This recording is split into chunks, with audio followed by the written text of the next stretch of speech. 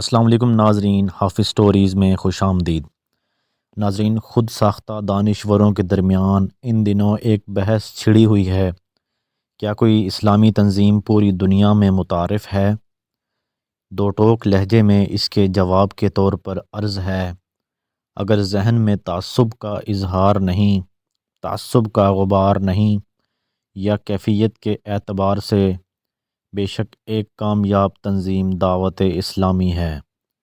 جس کے ہاں ایک حد تک توسیع بھی ہے، کافی جدت بھی، اور امت کے روشن مستقبل کے لیے ایک ویژن بھی۔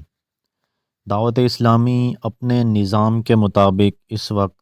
دنیا کے 200 سے زیادہ ملکوں میں دینی طور پر متحرک ہے، اور اس کے دائرہ کار کا اندازہ اس بات سے لگایا جا سکتا ہے کہ اس کے ہاں کارہائے دعوت کے لیے 104 شعبے مقرر ہیں، جن میں ہر کام کے لائق عملہ اپنی ذمہ داریاں پوری کرتا ہے۔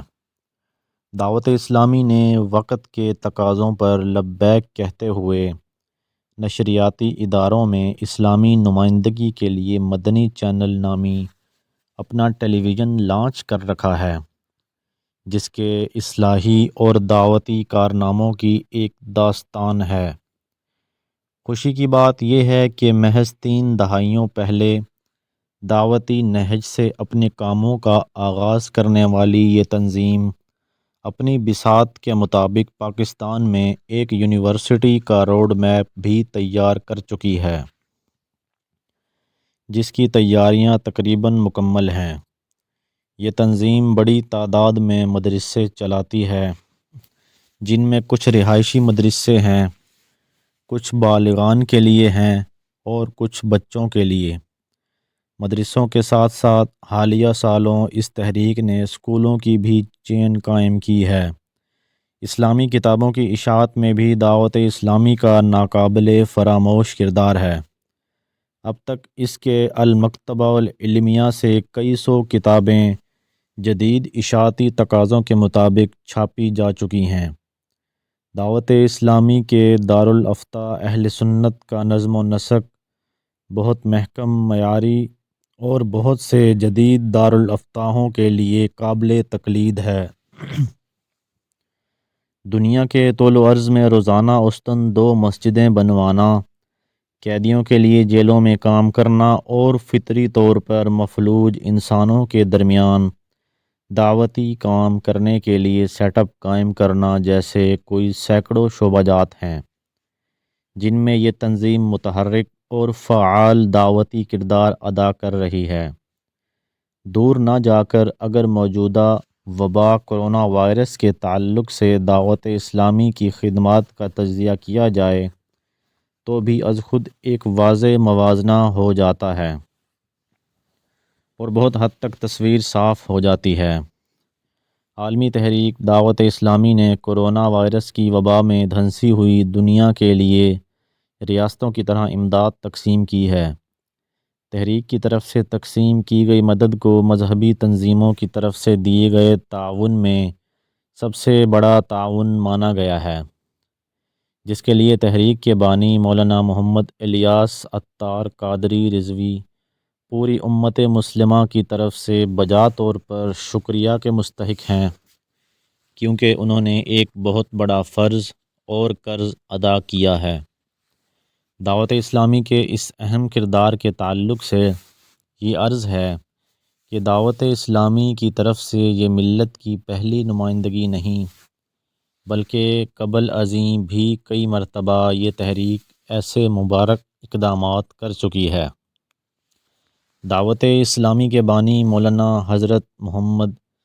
الیاس عطار قادری ایک سادہ مزاج اور پارسا انسان ہیں، اور پچھلی ایک مدت سے گوشہ عبادت میں سرمست رہتے ہیں۔ مولانا عطار کی سب سے بڑی خوبی یہ ہے کہ وہ مست مولا اور بے نیاز انسان ہیں۔ انہوں نے اپنی تحریک کو دنیا کی عظیم ترین اور کامیاب ترین تنظیموں کی صف میں کھڑا کرنے کے بعد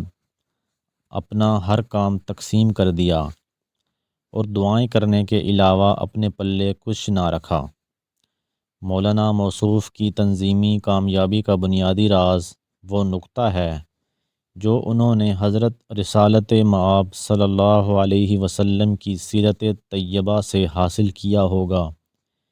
یعنی مولانا موصوف نے تقسیم کار کے اصولوں پر کام کیا